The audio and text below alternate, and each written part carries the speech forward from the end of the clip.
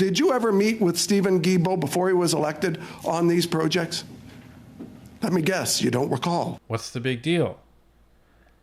Well, we're about to show you what the big deal is.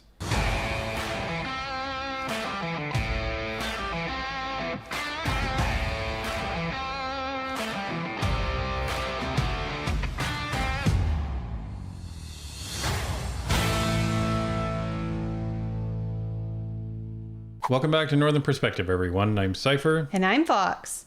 Today we focus on Stephen Guilbeault, whose clean energy persona is starting to seem dirtier than those coal mines he's always prattling on about. So in order to take a look, we're going to go back to Wednesday, June 5th at the Standing Committee of Industry and Technology, where MP Perkins was, I would say, eviscerating Guilbeault in front of the committee. But he wasn't actually speaking to Guilbeault. So let's take a look. And in your opening, you said you were responsible for the appointments, yet you take no responsibility for any of them. Were you aware that Stephen Guilbeault was the lobbyist for Cycle Capital? And in his time as the lobbyist, Cycle Capital received $111 million of grants from SDTC. And in fact, in 2018 and 2019, he met 25 times with industry, your office, and the PMO. Did you ever meet with Stephen Guilbeault before he was elected on these projects? Let me guess, you don't recall. Well, if anyone did meet with me, there's clear rules and obligations around reporting. Did you meet with him, yes or no? I would think 25 times of a current environment minister and a nominated candidate in the Liberal Party was in your office. You would recall those meetings. To the best of my recollection, I don't recall any such meetings. And I would say that, again, this is an arm's length organization that has a clear mandate of how it conducts itself. Isn't it convenient that in an arm's length organization, it's Liberals who get appointed to the board through your neutral process? By the way, I'm not sure what PMO appointments does with the many, many people that work in Trudeau's PMO appointments that clear all these things and say to you, we're appointing these Liberals, even though they're corrupt and voted themselves got $100 million. And your current Minister of Environment and this Liberal government lobbied 25 times for the most corrupt of them all, and you say, I don't remember. How many times has it been? 42 times since you've been before this committee that you've said in 2 hours you don't remember. Why would Rogers hire you if you can't remember anything about what you did here? You seem like the most ineffective person if you can't remember your time as a minister and these meetings. It's not about the 100 appointments. When Liberal candidates are in your office lobbying on behalf of Liberal appointments that you made to get $150 million of taxpayer money funneled into their companies to personally benefit from it, this type of Liberal corruption, I guess, is accepted in the Liberal Party. Heck, why would I expect any different from you? You were the guy in charge of reducing cell phone rates and then left office and went to work for the biggest, most expensive cell phone company in the world.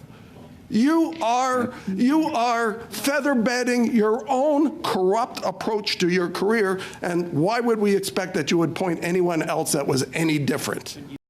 Holy jeez, Perkins blasted that guy. Yeah, that was impressive. So one of the things that I got out of this, and I came across this clip on MP Rick Perkins' Facebook. And Fox had a heads up on this from, I believe it was a link on Reddit that one of the people shared. So that's what actually brought us to this. So he talked about Cycle Capital and that before Guilbeault was actually elected to government, he was a lobbyist for Cycle Capital, which received more than $100 million, from the federal government.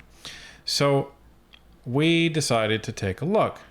Who is Cycle Capital? So first off, Cycle Capital is a Canadian company, and it's interesting that Guilbeault is tied to this because they have a head office in Montreal, they have an office in Toronto, and isn't that interesting?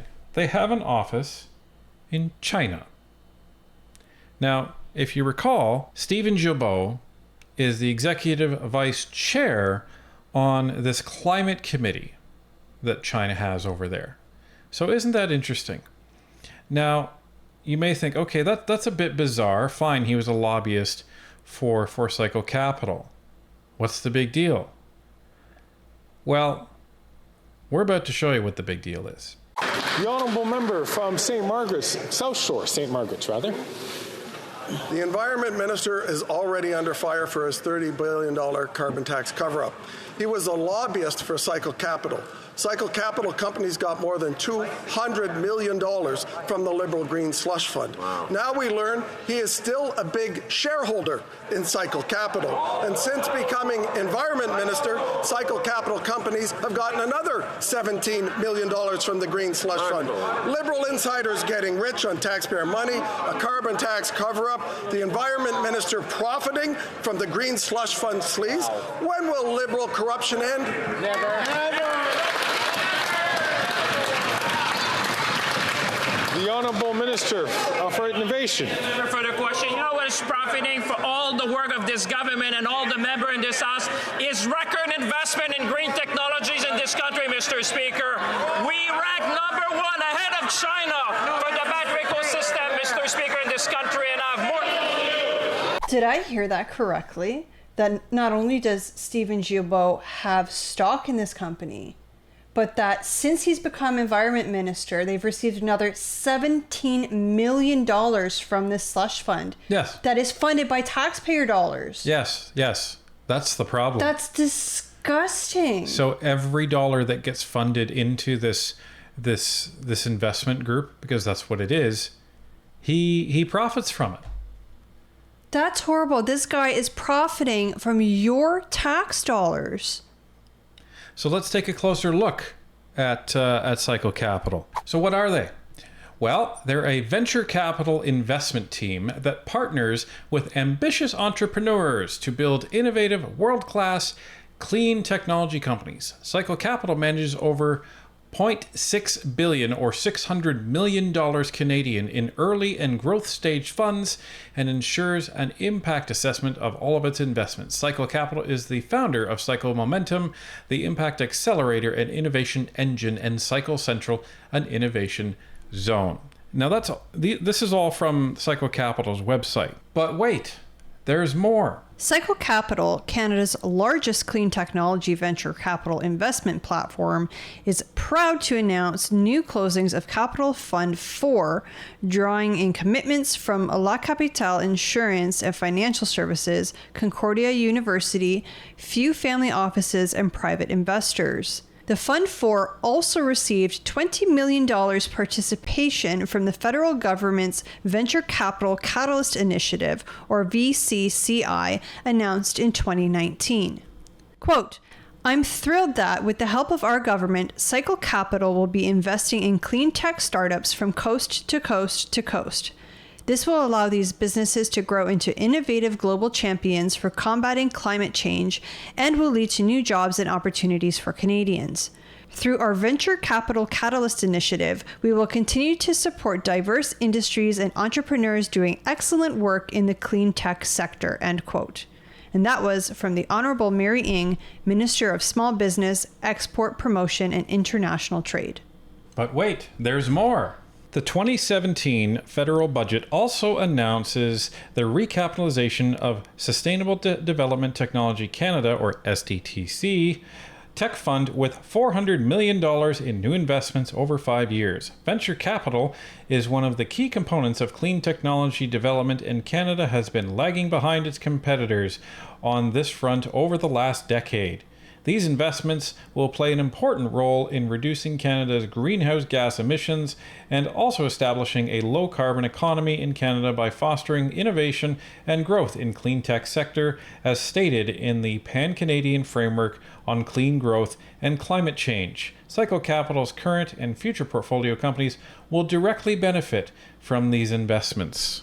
Gee, it's almost as if they knew their companies were going to be getting funding from the SDTC. Almost.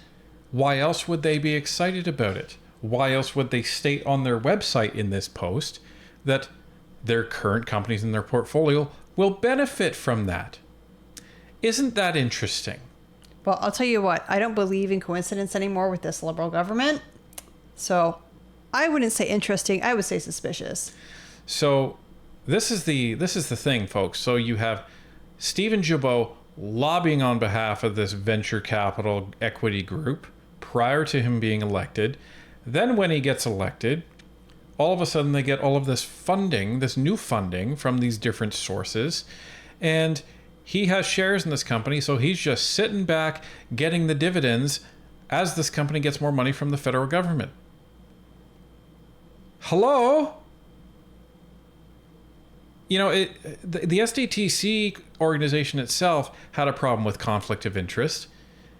And it looks like everything that is associated with the SDTC has a conflict of interest. Well, you know, maybe I better reclarify that. It looks like everything that is associated with this Liberal government, that's what has a conflict of interest. Well, yeah, because if you remember, they had done a check in, I think it was 2017, and it got a clean bill of health.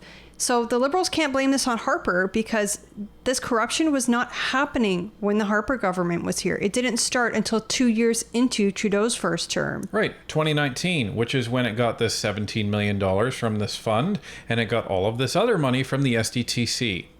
So the timelines add up, folks. So something happened with the SDTC, and we know what happened.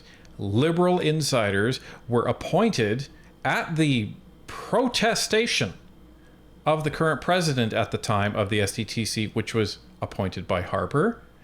And those protests and conflict of interest reports were ignored by the innovation minister at the time.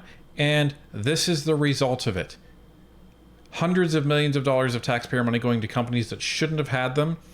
I think the number was 338 different conflict of interests that were actually ignored as part of the handing out of these funds. And that's a result of the Auditor General's report.